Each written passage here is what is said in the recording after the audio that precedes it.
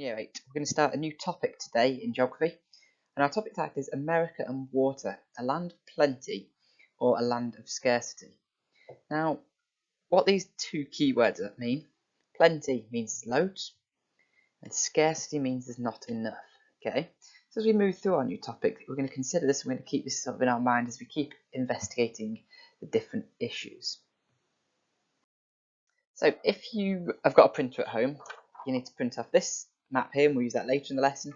You need to print off the text here. If you've not got a printer, don't worry, everything will be on the screen. You can pause, you can reread, and it's not a problem, okay? First thing I want you to do is, we're starting off in our books or on some paper, and I want you to do a mind map for me. I want America in the middle, and I want you to list as many of the sort of geographical things you can think about with America. Do you know the name of any mountain ranges? Do you know the name of any rivers? You must know the name of some cities. You must know the names of some states. Can you think of any of the neighbours? And there's two obvious ones, one up there and one here. And then can you name any landmarks? Some of you may have been to America, but you may have seen some of the most famous landmarks. But let's just see what we can get down. So pause the video now. As we've got the black image up here, remember that's the message that I talked about last week with you. That tells you you've got to be doing some work now. So the work's on you. Pause it and let's get that mind map done. So we've changed up here. We're now in red and maroon. What I want you to be doing now is to be adding these different things to your mind map. If you've got them, give yourself a tick. Well done. If you've got other ones, brilliant. Tick them as well. But make sure you've got some of these written down. So one mountain range is the Appalachian. Okay, we've then got the Rockies. Some rivers, we've got the Hudson, the Mississippi, and the Rio Grande. Okay, some cities, Dallas, New York, Los Angeles, there's loads. You can write any of them you want. Some states, Texas, Michigan, and California. Okay, the neighbours, the two, obviously you've got Canada up here, and then Mexico in the south. And then we've got the Grand Canyon, Niagara Falls. These are all sort of famous landmarks and hopefully things that you got when we thought about America. So first thing, write them down for me. So that's got our brains warmed up, that's got us thinking. What our outcomes are, our aims are for today's lesson. Okay, I want you to identify the key geographic features of America. 2, I want you to be able to explain why America is blessed by geography. That idea of blessed, okay, is very fortunate. And then thirdly, I want us to evaluate the benefits of the American geography. So we're saying, what's the biggest advantage it's got? Okay, so we don't need to write the objectives down, but that's what our objectives are for today. Now, what I do want you to write down for me, please, is this definition here, physical geography. Physical geography is the branch of geography dealing with natural features. Okay, so we've looked at human geography and physical geography. Physical geography is when we look at natural features. So all of these things here are associated with America, and they're all natural. We've got the Grand Canyon, which was formed naturally, it wasn't man-made, so we didn't go through here with a digger. This was all made by nature.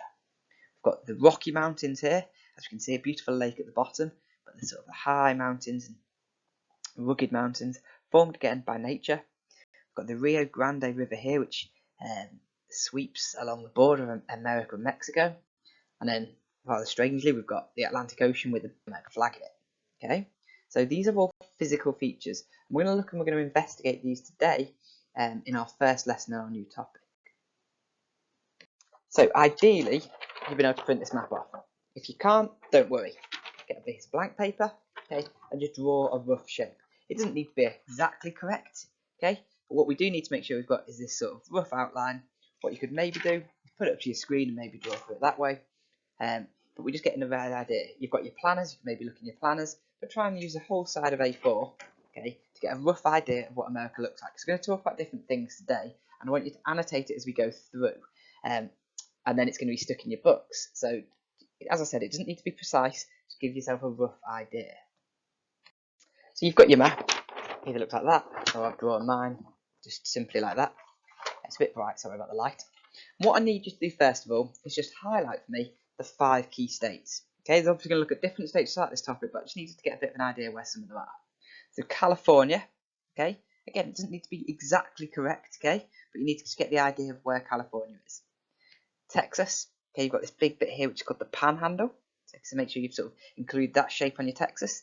Louisiana down here, Michigan here, and then Washington DC, which is a District of Columbia, so it's a state, but it's kind of a anomaly. That's the capital, so I want that one down there as well.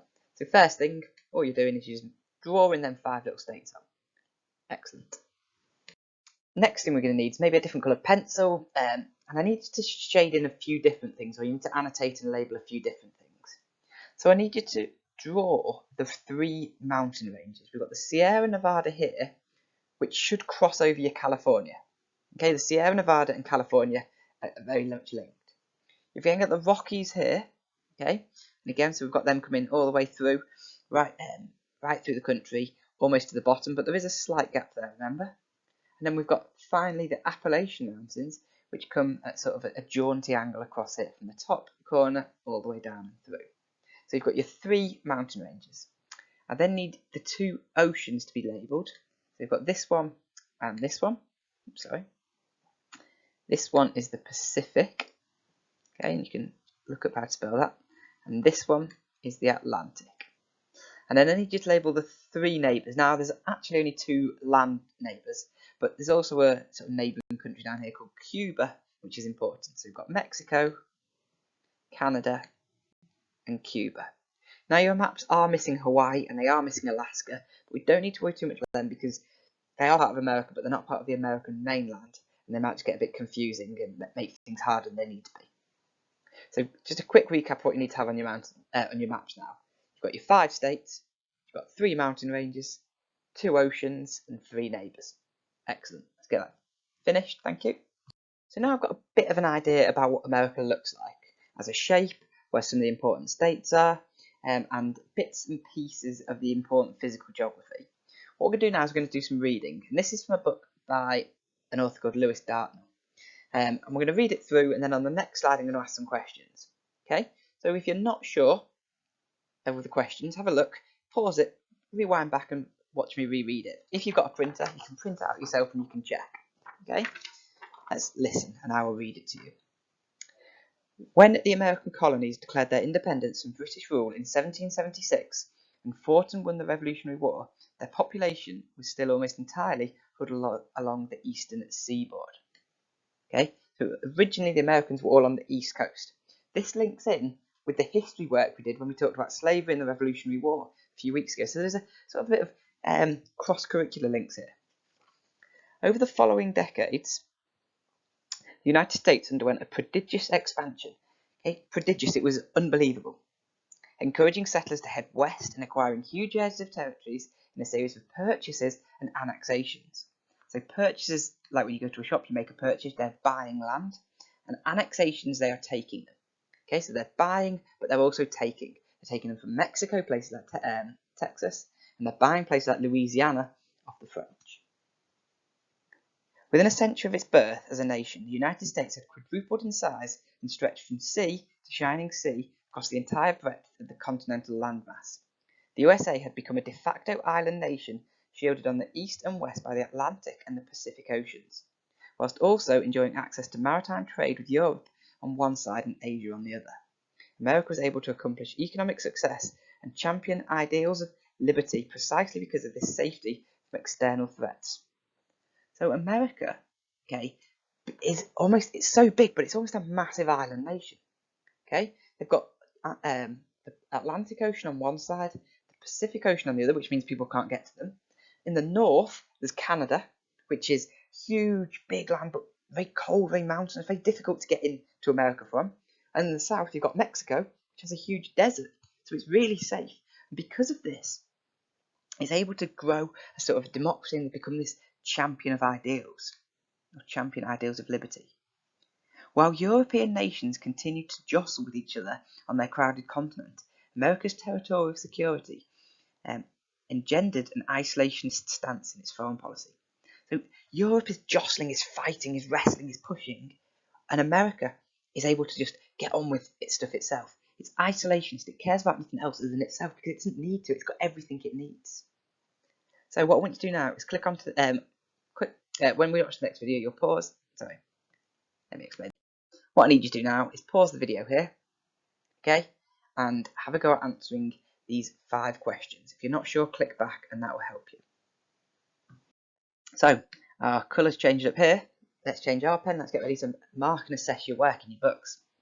Which coast of America was originally settled by European explorers? So the east coast was originally settled by the Europeans.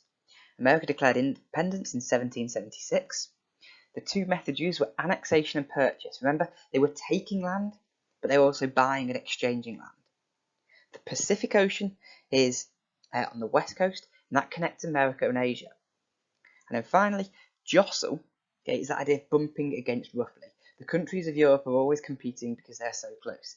Jostle, you could think about, when we were in school, there used to be too many people in one corridor at a time, there'd be some jostling, there'd be some banging against. And that's what he says happens in Europe. That doesn't happen in America. Right, so that first reading was from this book, Origins. We're now moving on to this book, Prisoners of Geography. Okay, and proper books, but so challenging, but well done for keeping in there. First, there was the East Coast Plain leading to the Appalachian Mountains, an area so well watered by short but navigable rivers and with fertile soil. So what he's talking about here is why America's really good. Okay, and he says, well, this bit here is excellent because it's got good fertile soil which you can grow crops in. Okay, navigable rivers so you can move quickly. Then heading further west, you have the Great Plains. So the Great Plains is this area here. Okay, the Great Plains stretching all the way from the Rocky Mountains, and within this section there's the Mississippi Basin, its network of huge navigable rivers flowing into the Mississippi River. So along here you've got the Mississippi River, which feeds all these other rivers, and it's really powerful, really fast, really navigable, so you can move around the river, so you can trade goods. Okay, really important. It's about here, Mississippi, sorry. Okay, which is sheltered by the peninsula of Florida. So you've then got the Gulf of Mexico here. You've got nice warm water. You've got Florida down here. So you've got an excellent port. That means you can trade goods. Once over the massive mountain range that is the Rockies, you get past. You get to the desert and the Sierra Nevada mountains. So you go over the Rockies, which are on your map, and then you get to the Sierra Nevada, and you've got a desert around here. Okay, this is where Las Vegas is. A narrow coastal plain, and finally to the shores of the Pacific Ocean. So you've got another plain here, another really good bit of land for growing food in. This is where California is. Okay, really good for growing, and the most famous thing they think about growing in California is the oranges. To the north, above the Great Lakes, lies the Canadian Shield, the world's largest area of Precambrian rock, so big, solid rock, okay, much of which forms a barrier to human settlement. So humans can't come down this way because of that Cambrian rock. Okay. To the southwest, the desert. So down here, in the border of Mexico, you've got that desert as well. Geography determined that if a political entity could get to and then control the land from sea to shining sea, it would be a great power. The greatest history has ever known. Once that power is achieved, the Union would become almost impossible to invade. So America is almost impossible to invade. Dartnell talked about that before, okay, and now Tim Marshall's talking about it too. Okay, you've got the oceans on either side, you've got the desert to the south, and the mountains to the north. The size of Canada is an asset, and any hostile power attempting to invade by going through these countries would have to have incredibly long supply lines. So for countries to invade, it's almost impossible. Okay, so America is blessed by all these different aspects. What I need you to do now is, okay, we're going back, or you're going onto the computer, and you're going to need to answer the 8 questions on forms. Okay, so remember this symbol I told you last week. I need to answer the following 3 questions in detail. So I want 3 extended answers for these 3 questions. Explain why the short rivers on the East Coast Plain are good for America. The short rivers in the East Coast Plain is good because this means. So I want you to explain that for me. Okay? If you're not sure, go back. That was in the second book. That was in the Tim Marshall section. Number 2, explain why having oceans on 2 sides is a good thing for America. And there's 2 things you can think about here. Okay? 1, it makes it really hard for people to invade, so maybe that could be your answer. Or if you've got lots of access to coasts and seas, why might that help with trade? And if you've got access to the Pacific on one side and the Atlantic on the other, which continents can you reach? And then thirdly, okay, this is a sentence I need you to finish. America is blessed by geography because. So that one you're explaining and you're developing your idea. Right guys, so just to finish, there's no need to send pictures of your work. Okay? If you've completed the work on forms, your work's been submitted, there is some extension work in the folder if required. That's it for now. Bye.